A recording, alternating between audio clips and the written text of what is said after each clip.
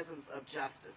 And I hope that as we come to this memorial, that our young people will remember Dr. King, his profound words, and his legacy, so that we can truly work to build a world free of tension and with justice and with peace. May God bless you. Thank you again.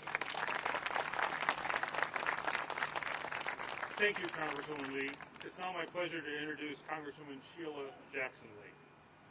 Thank you very much. Thank you. My country, 'tis of thee, sweet land of liberty. What a privilege to be able to sing those words in the fullness of this day.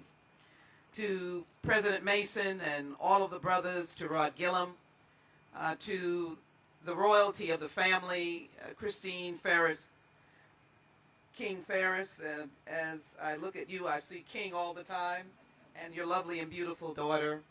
To Administrator Jackson, and to all that are gathered here today, Senator Burris, who has become the champion of healthcare reform for America, and we thank him for that, epitomizing what Martin King stood for. Secretary Salazar, this is what Dr. King meant in his I Have a Dream, when he spoke about us being looked upon not for the color of our skin and the language that we speak, but the character. You epitomize the character of which our Dr. King spoke of. And as we look at my constituents, Dee Dee, Jarvis, and Harry Johnson, from Houston, Texas, my friends, all a part of this great and honorable day. Thank you, Administrator Jackson, for your great courage and understanding that our green earth must be preserved. And then as I thank all of you, I want you to be reminded of the journey that Dr. King took. I want to have you think of how he thought when he got that call from a little lady named Rosa Parks. The first call to be able to say, Dr. King, you're no longer the pastor of the Dexter Street Baptist Church, but you are now accepting a calling. America needs you. We need a new America. And as we break this ground, as we accept this permit, isn't it timely that a president accepted the call of America? We need a new America. And together, as this monument is being built, this memorial is being built, a president who accepted the call of America for change, for better health care and housing, and to ease unemployment, will now be matched with a memorial by the royalty of our community, the King family. So let me thank you, and a special thank you to Daryl McKissick. I listened to her history, a fifth-generation University of Howard University graduate, and the architect for this setting. How important a statement it is to have a woman in the midst, an African-American woman, who will make this a beautiful place, a place where we can sing My Country, 'Tis of Thee, Sweet Land of Liberty. Dr. King, we will break ground. We will stand here and honor you, and may I salute you as we say the dream is not deferred, and we do know that we shall overcome. God bless all of you, and thank you so very much.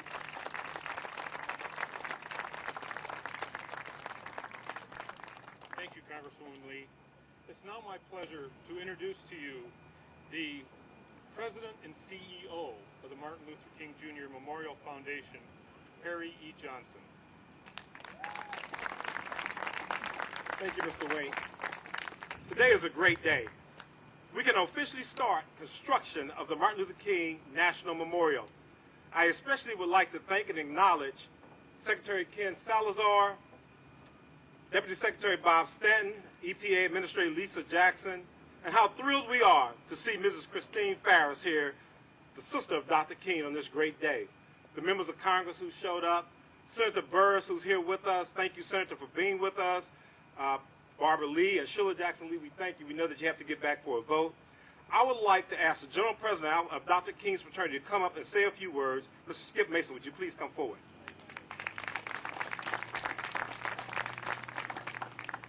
Good afternoon. In the stanza of the chorus of the Alpha hymn are the words manly deed, scholarship, and love for all mankind. Indeed, this is a great day. on behalf of the 200,000 initiated members of Dr. King's fraternity, Alpha Phi Alpha Fraternity, I come to say thank you to Secretary Salazar and members of the Department of Interior, to acknowledge Mrs. Christine King Farris and family, to say that this is indeed a great day for all of us in America, and especially for a little fraternity founded by 7 men on the campus of Cornell University called Alpha Phi Alpha Fraternity in Ithaca, New York in the year 1906. I know that there are some Alpha brothers here. Would you raise your hand so that we can recognize you? We look forward to coming back here in under 2 years to celebrate the glorious dedication of this memorial. And Secretary, I'd just like to close because some 25 years ago, I worked at a National Park Service site called Maylu. That's what we called it in Atlanta, Georgia, the Martin Luther King Jr. National Historic Site. And I had the wonderful pleasure of wearing that wonderful green uniform for 4 years. One of the joys of leaving, and I had a great time working, was not to have to wear that uniform anymore. But this is a great day. The Brothers of Alpha, thank you, Harry Johnson, for your leadership, and we appreciate the opportunity to say thank you to all. God bless you. Thank you, Mr. Mason. Our chairman of the Memorial Foundation, Mr. Rod Gilman. Rod, would you come up and give us a few words? Thank you, Harry. And again, to echo the sentiments of a number of speakers earlier, I couldn't imagine a more momentous occasion than today. For those of us who've been involved in the board of directors for a number of years, we've watched this as a journey, but it's been a journey of love, individually and collectively, from the Kids to King project, where they wrote letters, really trying to memorialize the significance of the life of Dr. King, to the corporations who have written significant contributions in order to make this memorial a reality.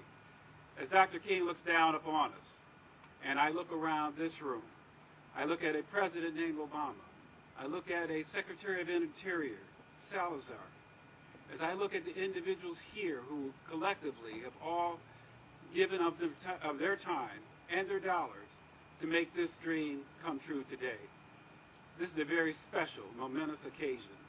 Let me acknowledge another member of the board who's with us today, Guy Vickers, who's with the Hillfinger Corporation as vice chair of the board, and for all of us who have in our own way reached out to make such a significant difference, not only for this generation, but for generations to come. Thank you very much. Thank you, Mr. Gillum. I would like to recognize a small group of foundation representatives who, like many of you, are thankful for this day. I would ask them to stand. Would you please welcome our executive team, Dr. Ed Jackson and Mr. Richard Marsh, our CFO and executive architect. Dina Curtis, our director, Carrie Ann Powell of fundraising, and all of our foundation team members. Would you please stand and be recognized, and our consultants. Thank you. I'd be remiss if I did not acknowledge our joint venture of McKissick, Turner Construction, Thompson Construction, and Guilford Construction, all of whom are committed to building this memorial and putting to work some 2,500 citizens of D.C., Maryland, and Virginia. With the design team built, please stand.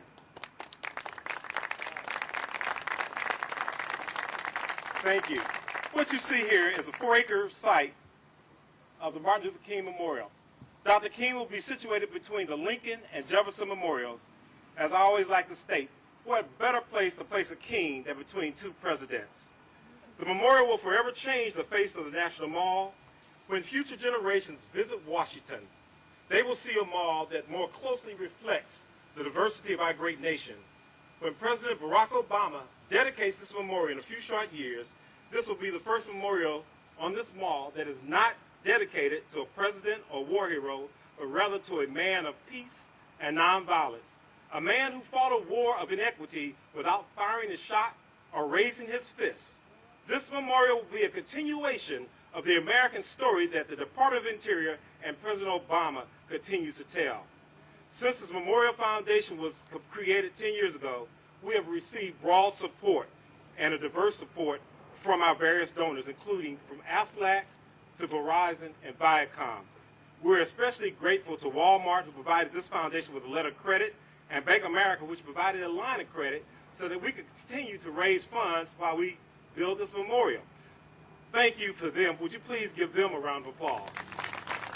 I am proud now to say that we have raised $106 million of the $120 million needed